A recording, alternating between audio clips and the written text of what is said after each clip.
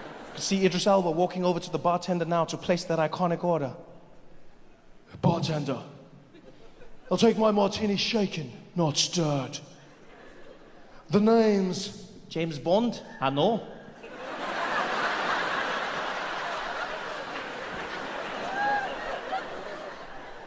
I'm sorry, mate, have we met? No.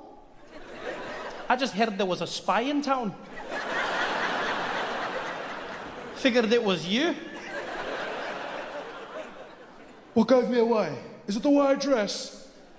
Oh, there's just something about you. Something like what? You know.